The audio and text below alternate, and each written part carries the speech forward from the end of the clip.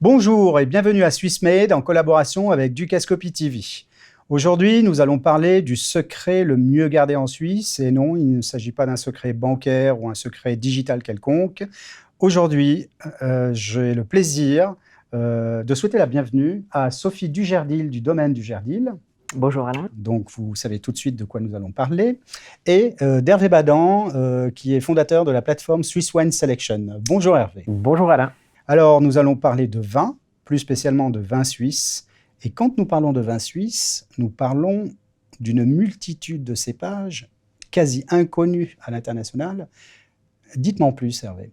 C'est vrai qu'en Suisse, on a la chance d'avoir plus de 160 cépages différents, ce qui est unique au monde. Et c'est vrai que les personnes ne le savent pas forcément. Donc, on pense tout de suite à Chasselas, on pense à Pinot Noir, mais il y en a passé 160. Et alors, il y a, je l'apprenais tout à l'heure, Sophie, des cépages qui ont été créés ou préparés en Suisse.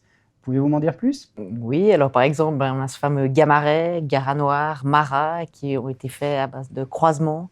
Gamer, Reichensteiner, voilà les croisements principaux. Et puis, on a la chance effectivement d'avoir des écoles qui sont très performantes et qui poussent sur ces recherches de nouveaux cépages. D'accord, donc tout un système d'école qui permet de perpétuer cette connaissance du vin.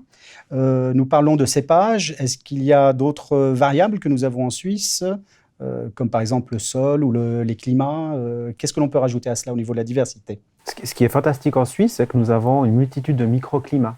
Donc peut-être un pinot noir qui est cultivé et élevé à Genève n'aura pas du tout les mêmes arômes qu'un pinot noir qui sera peut-être élevé au grison, par exemple. Donc ça, c'est assez fou quand même.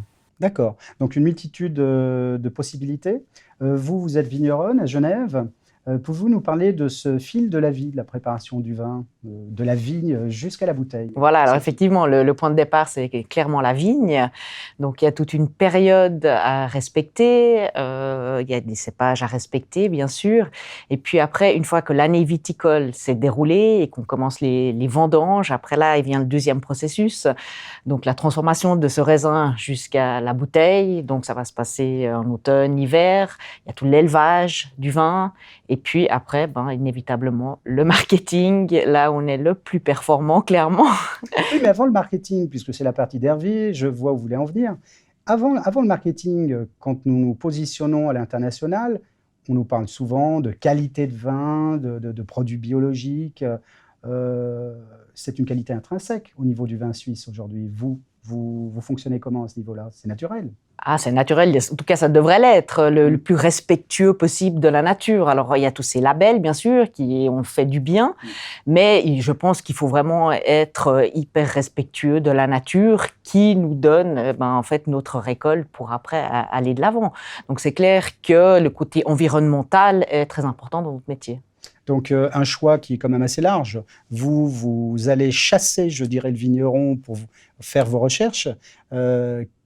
Comment le faites-vous? Quelles sont les spécificités qui vous attirent au niveau de ce vin suisse? Alors déjà, je pense que c'est important de soutenir le vigneron dans la communication, dans le marketing, parce que le vigneron n'a pas fait ce métier de prime abord pour faire la promotion. Il a fait ce métier pour faire le produit, pour créer le produit.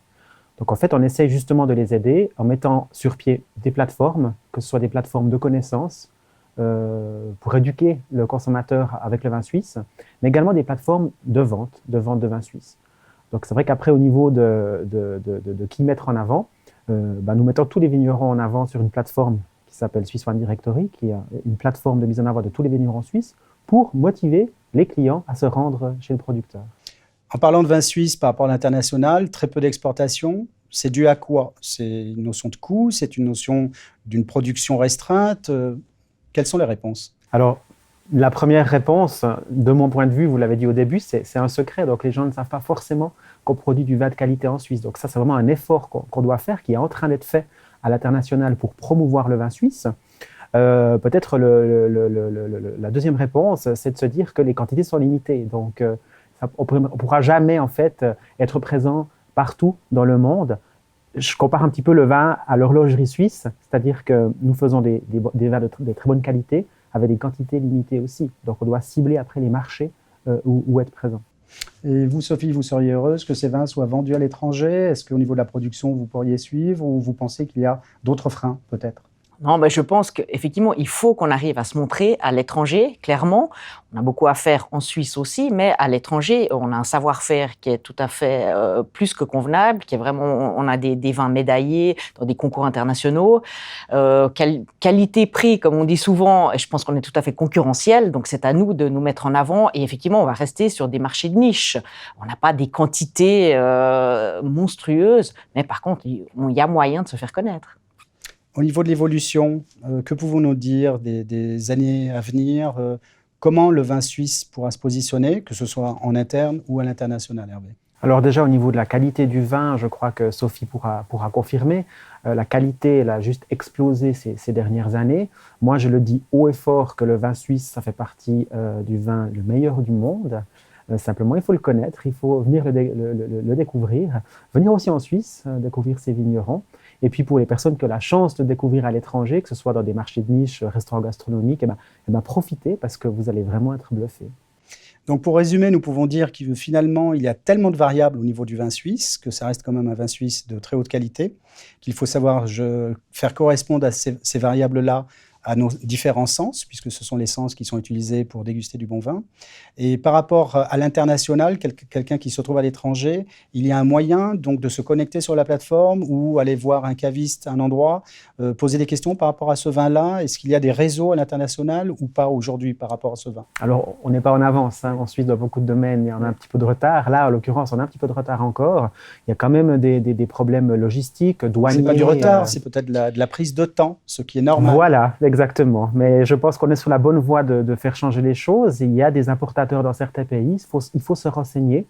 Mais à terme, effectivement, il faudra avoir une plateforme globale où n'importe qui puisse se procurer du vin suisse. Ce serait vraiment le but. Ce serait votre but aussi, Sophie? Oui, bien sûr, il faut oser se montrer. Je crois qu'on a tout à y gagner, hein, effectivement. Eh bien, très bien. Je vous remercie. Hervé Badan de Swiss Wine Selection. Merci Hervé. Merci Alain. Et Sophie Dugerdil du domaine Dugerdil. Merci Sophie. Merci Alain. Eh bien, vous étiez avec Swiss Made en collaboration avec Ducascopy TV autour du vin suisse.